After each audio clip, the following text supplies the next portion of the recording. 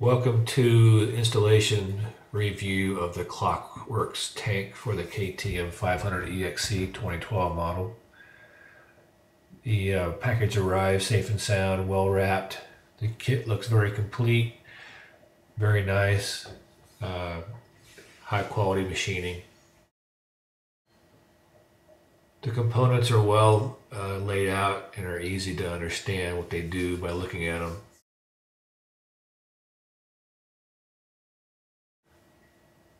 The side-by-side comparison of the tanks on the bench show the difference between a 2-gallon and 3-gallon.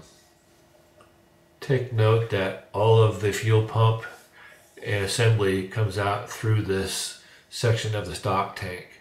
This is not the case with the new tank. All of the fuel lines have to be replaced except for the one that goes from the base of the filter to the motor. The instructions are a bit hard to follow, and I understand they are under revision at this time. There are 3 metal clips. Do not remove the one at the base of the fuel filter. I mistakenly removed all 3 clips, but the one at the base of the filter does not get removed. This is because that tube is not replaced. I was able to resurrect one of the original clips. Otherwise, the kit is short one of these clamps.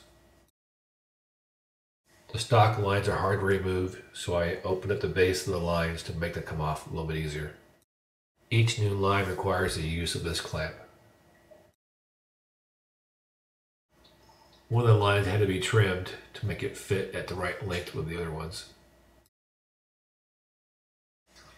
The wiring harness has to have more wire added to it in order for the length to be correct with the rest of the lines. The kit provides shrink wrap and wire crimps. Make sure the shrink wrap or shrink tubing is put on the wire before the crimps go on.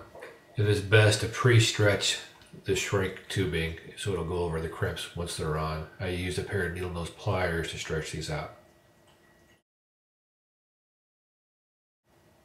While splicing, I reused some of the old fuel line to create a sheath for the new wiring. In areas that I thought were questionable, I added extra tubing.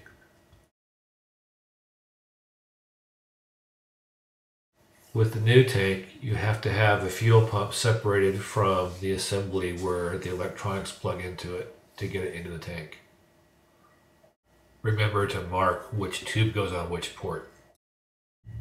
The kit provides this external gasket. I chose not to use it because the component has its own gasket. Had I used the gasket, I don't think the bolts would have been long enough.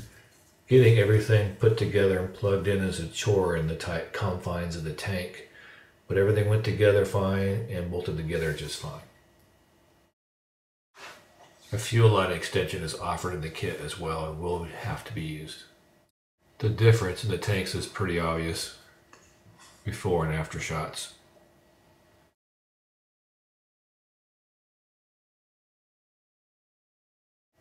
The stock tank bolt grommet is too big around to fit down the hole into the bottom, so I had to devise a spacer and a longer bolt so the system would bolt tightly and the tank would be secure.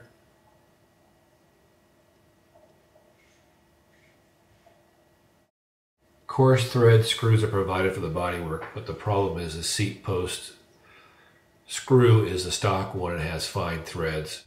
Your KTM dealer has the right part where it screws in with coarse threads. Process complete. Initial startup revealed there was some air in the system or something, but after a minute or two it ran just fine. Take time to check your steering from side to side. On my tank, the triple clamp was touching, so I adjusted the steering with this adjustment screw. A quick street ride showed everything was fine. Now for a dirt ride.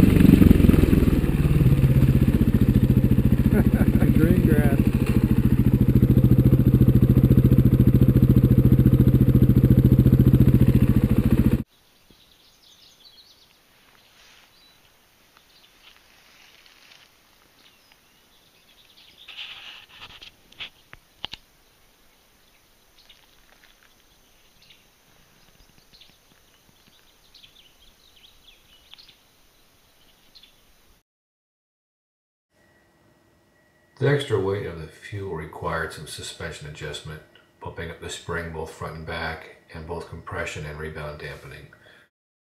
There's no issues, no leaks coming out of the back of the gas tank.